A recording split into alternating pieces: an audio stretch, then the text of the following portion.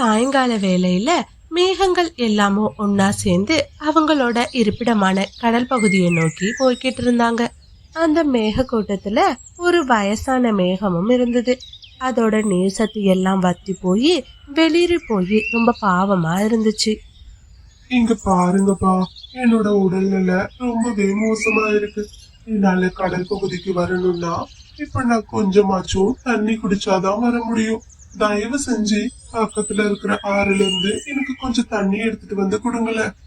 தாத்தா, இங்க பாருங்க, காலையில இருந்து ஓடி ஓடி மழை பொழிவை கொடுத்ததால உடம்பெல்லாம் ரொம்பவே அசதியா இருக்கு. வேகமா அந்த கடல் கரைக்கு போயிட்டு ஓய்வு எடுக்கணும். நீங்க என்னடானா போய் தண்ணி எடுத்துட்டு வான்னு சொல்றீங்க? எங்களால எல்லாம் எதுவும் பண்ண முடியாது. இங்க பாருங்கப்பா, என்னால முடியாததால தானே சொல்றேன். கொஞ்சம் தண்ணி குடிச்சிட்டுனா நானும் உங்க கூடவே சேர்ந்து இந்த கடற்கரை பகுதிக்கு வந்துருவேன். அதுக்கப்புறம் கடல் தண்ணியை குடிச்சு என் உடம்ப நான் தேத்திக்குவேன். உனக்கும் வயசாயிடுச்சு. இது எத்தனை காலத்துக்கு தான் உயிரோட இருக்கணும்னு ஆசைப்படுற? இன்னைக்கு இல்லைனாலும் என்னைக்கோ ஒரு நாள் நீ சாகதான் போற. அதுக்கு இன்னைக்கே நீ செத்து போயிட.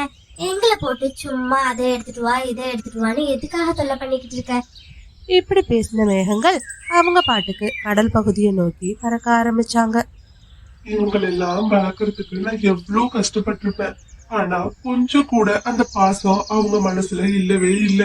எப்படியோ சாகட்டும் அப்படின்னு சொல்லிட்டு என்ன இப்படி அனாதையா விட்டுட்டு போயிட்டாங்களே அப்படின்னு சொல்லி அந்த வயசான மேகம் அழ ஆரம்பிச்சிச்சு.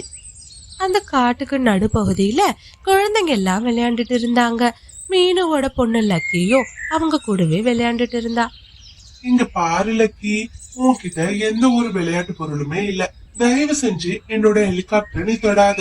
என்ன, எங்க அம்மா ரொம்பவே கஷ்டப்பட்டு வாங்கி கொடுத்துருக்காங்க. நீ தொட்டு அந்த ஹெலிகாப்டர் உடஞ்சிச்சுன்னா அப்புறம் அதுக்கான பணம் மொத்தத்தையும் நீ தான் கொடுக்கணும். ஏ ஜக்கு, என்னடா பேசுற? அவகிட்ட மாத்துக்கு போட்டுக்கவே நல்ல துணி கிடையாது.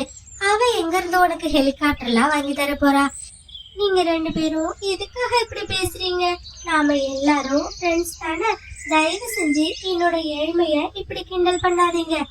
என்னது, நாமெல்லாம் ஃப்ரெண்ட்ஸா? நீ எங்க இருக்க, நாங்க எங்க இருக்கோம்?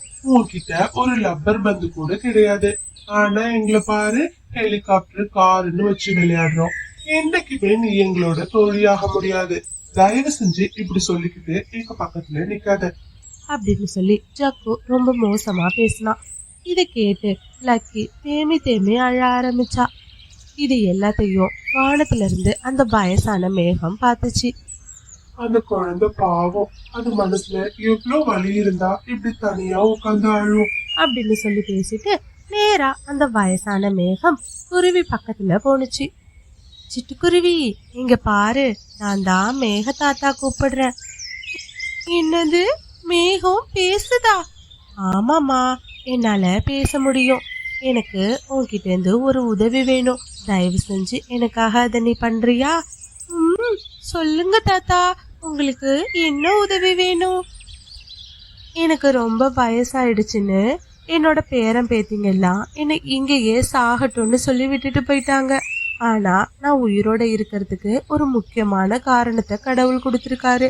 தயவு செஞ்சு என்னோட தாகத்தை இப்ப நீ கொஞ்சம் தணிக்கணும். அதுக்காக ஒரு குவளையில தண்ணி எடுத்துட்டு வந்து எனக்கு நீ ஊத்தணுமா? சரி மேகமே, நான் எங்க வீட்டுக்கு போயிட்டு அம்மா கிட்ட சொல்லி தண்ணி எடுத்துட்டு வரேன். நீ இந்த இடத்துலயே பத்திரமா இரு அப்படின்னு சொல்லிட்டு நேரா லக்கி அவளோட வீட்டுக்கு போனா. அம்மா, நான் காட்டுல ஒரு வயசான மேகத்தை பார்த்தம்மா. அது ரொம்ப வறட்சியா இருக்குன்னு சொல்லி என்கிட்ட தண்ணி எடுத்துட்டு வர சொன்னுச்சு. என்ன லக்கி சொல்ற? மேகத்தை பாத்தியா? அந்த மேகம் உன் கூட பேசுனுச்சா? நீ சொல்றதெல்லாம் கேக்குறப்போ நம்புற மாதிரியே இல்லையே. அம்மா, நீங்க நம்ப மாட்டீங்கன்னு தெரியுமா? வேணும்னா என் கூட நீங்களும் வாங்க. அங்க போய் நாம அந்த தாத்தாவை பார்க்கலாம் அப்படின்னு லக்கி சொன்னா. இதை கேட்டு மீனும் ஒரு குவளையில தண்ணி எடுத்துட்டு லக்கி சொன்ன இடத்துக்கு லக்கிய கூப்பிட்டுட்டு பறக்க ஆரம்பிச்சிச்சு. பறவைங்க ரெண்டு பேரும் மேகத்தை பார்த்து அதுக்கு தேவையான தண்ணிய ஊத்துனாங்க. மேகம் ரொம்ப தாகமா இருந்ததால அவ கொண்டுட்டு வந்த தண்ணி எல்லாத்தையும் குடிச்சிட்டு மறுபடியும் அதோட பழைய கருமையான நிறத்துக்கு வந்துச்சு. இங்க பாரு பறவையே, நீ பண்ணின இந்த உதவிய நான் எப்பயுமே மறக்க மாட்டேன். இவங்க இப்படி பேசிட்டு இருக்கும்போதே காட்டுல கொஞ்சம் கொஞ்சமா இருள் சூழ ஆரம்பிச்சிச்சு. தாத்தா இப்ப ரொம்பவே இருட்டி போயிடுச்சு. இந்த நேரத்துல நீங்க கடற்கரைக்கு போறது அவ்வளவா பாதுகாப்பானது இல்ல. இந்த குழந்தை என்ன என் மேல இவ்வளவு பாசமா இருக்கு. நான் ஒரு மேகம், ஆனாலும் என்ன பாசமா தாத்தான்னு கூப்பிடுது. எவ்வளவு ஆசையா அவ வீட்டுல வந்து தங்க சொல்லுது. லக்கி சொல்றதும் சரிதான். உனக்கு ஆட்சேபனை இல்லைன்னா இன்னைக்கு ராத்திரி எங்க வீட்லயே நீ தங்கிக்கலாம் அப்படின்னு மீனு சொன்னா. பிறகு 3 பேருமா சேர்ந்து மீனுவோட வீட்டுக்கு போனாங்க. கொஞ்ச நேரத்திலேயே மீனுவோட வீட்டு கதவை யாரோ தட்டுற மாதிரி சத்தம் கேட்டுச்சு. வாங்க கோரியக்கா, என்ன ஆச்சு? இந்த நேரத்துல எங்க வீட்டுக்கு வந்திருக்கீங்க? என்னது, உன் வீடா? மறந்துட்டியா என்ன? இந்த வீட்டுல நீ வெறும் வாடகைக்கு தான் இருக்க. வீட்டோட சொந்தக்காரி நான் தான், ஞாபகம் இருக்குல்ல? ஐயோ கோரியக்கா, இதுக்காக நீங்க இப்ப இவ்வளவு கோவப்படுறீங்க? நான் யதார்த்தமா தானே கேட்டேன். என்ன யதார்த்தமா கேட்ட? உன் பொண்ணு என்னடான்னா என்னோட பையனோட ஹெலிகாப்டர் புடிச்சு உடைச்சு வச்சிருக்கா. எதுக்காக இப்படி எல்லாம் பண்ணிட்டு இருக்காவ? அதோட விலை என்னன்னு உன் பொண்ணுக்கு தெரியுமா? உன் பொண்ணு உடைச்சத நீ தான் வாங்கி கொடுக்கணும். அப்படி முடியலையா, நாளைக்கு இந்த நேரத்துக்கு நீ என் வீட்லயே இருக்க கூடாது. வீட்டை காலி பண்ணிட்டு எங்க போகணுமோ அங்க போயிடு. இல்ல கௌரியக்கா, என் பொண்ணு அந்த மாதிரி எல்லாம் பண்றவ கிடையாது. அவ கண்டிப்பா உங்க பையனோட பொம்மைய உடைச்சிருக்க மாட்டா. ஆமா ஆண்டி, நான் அந்த பொம்மைய தொட கூட செய்யல.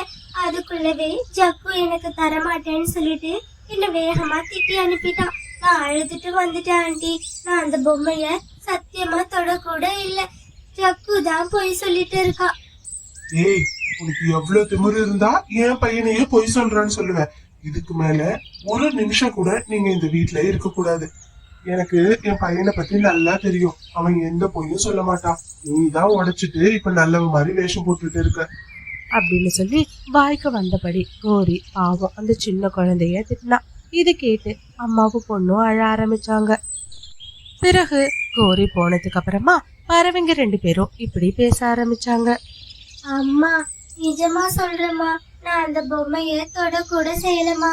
ஜக்குவே உடைச்சிட்டு என் மேல வீணா பழி போட்டிருக்காமா. இங்க பாரு லக்கி, எனக்கு உன்னை பத்தி நல்லா தெரியும். நீ எந்த தப்புமே பண்ணிருக்க மாட்ட. விடுமா, அவங்கெல்லாம் பணக்காரவங்க, இப்படிதான் பேசுவாங்க. நாம தான் கொஞ்சம் பொறுத்து போகணும். அடுத்த வீடு கிடைக்கிற வரைக்கும் உன்னை வச்சுட்டு எப்படிதான் இந்த குளிர்ல இருக்க போறேன்னு தெரியல அப்படின்னு சொல்லி மீனும் அழ ஆரம்பிச்சா. மீனும் அழறத பார்த்து லக்கியும் அழ ஆரம்பிச்சா. இவங்க 2 பேரும் அழறத பார்த்து மேகத்துக்கு ரொம்பவே வருத்தமா இருந்துச்சு. இந்த குருவிங்க எவ்வளவு நல்லவங்களா இருக்காங்க. ஆனாலும் அந்த கடவுள் எதுக்குதான் இவங்களுக்கு இப்படி ஒரு சோதனையை கொடுக்கறாரோ அப்படின்னு சொல்லி அவங்களோட நிலைமைய பார்த்து மேகம் ரொம்பவே வருத்தப்பட்டுச்சு. மறுநாள் காலையில பொழுதும் விடிஞ்சிச்சு. இந்த மாதிரி ஸ்டோரிஸை தொடர்ந்து பார்க்கணுன்னு நினச்சிங்கன்னா மறக்காமல் சிட்டு பேர்ட் ஸ்டோரிஸ் சேனலை சப்ஸ்கிரைப் பண்ணுங்கள். கூடவே பக்கத்தில் இருக்கிற ஆல் சிம்பிளையும் ப்ரெஸ் பண்ணுங்க. ஸ்டோரி பிடிச்சிருந்தா லைக் பண்ணிவிட்டு உங்கள் ஃப்ரெண்ட்ஸ் கூடவும் ஷேர் பண்ணுங்கள். நீனும் இன்னைக்கு ஒரு நாள் மட்டும் நான் உன் பொண்ண என் கூட வெளியில கூட்டிட்டு போறேன். அவளுக்கு பிடிச்சது எல்லாம் செய்யணும்னு ரொம்ப ஆசையா இருக்கு எனக்கு. நீங்க இருக்கிற அந்த மேக கூட்டங்களுக்கு நடுவுல கூட்டிட்டு போக போறீங்களா? நீ சொல்ற மாதிரி அவளை மேக கூட்டங்களுக்கு நடுவுல தான் கூட்டிட்டு போக போறேன். நேத்து அந்த காகம் வந்து பேசுனதுல அவ ரொம்பவே மனசு வருத்தமா இருப்பா. அவ இப்படி வருத்தப்பட்டு இருக்கிறத என்னால பார்க்க முடியல.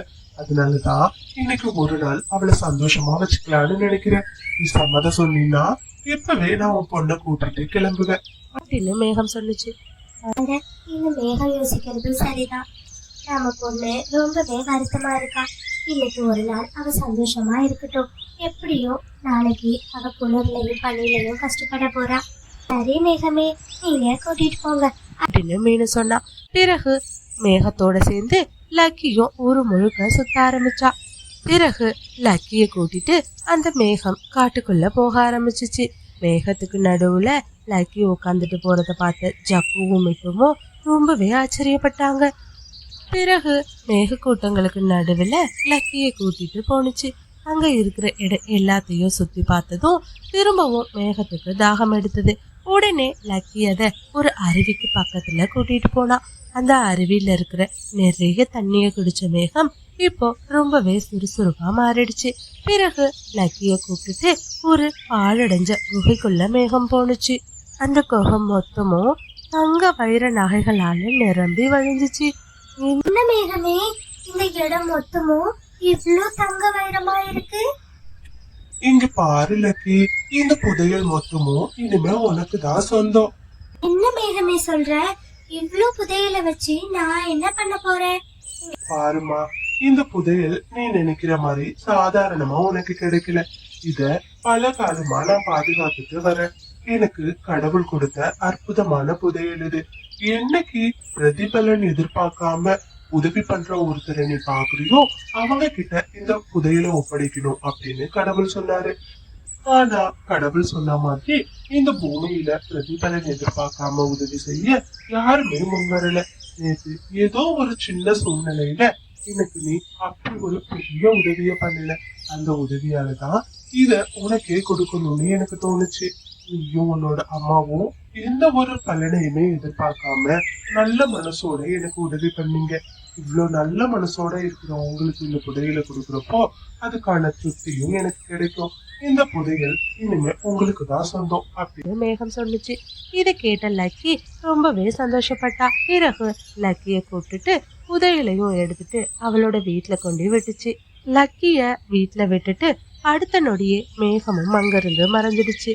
நடந்த எல்லா விஷயத்தையும் மீனு கிட்ட லக்கி சொன்னா. ஒரு பெரிய வீடு கட்டி ரொம்ப சந்தோஷமா வாழ ஆரம்பிச்சாங்க.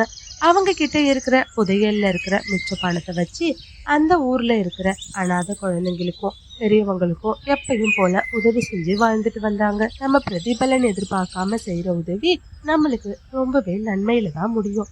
இந்த ஸ்டோரி உங்களுக்கு பிடிச்சிருந்துச்சுன்னா லைக் பண்ணிட்டு இந்த மாதிரி நிறைய ஸ்டோரிஸை பார்க்கறதுக்கு மறக்காம சிட்டு பேர்ட் ஸ்டோரிஸ் சேனலை சப்ஸ்கிரைப் பண்ணுங்க. தேங்க்ஸ் ஃபார் வாட்சிங்.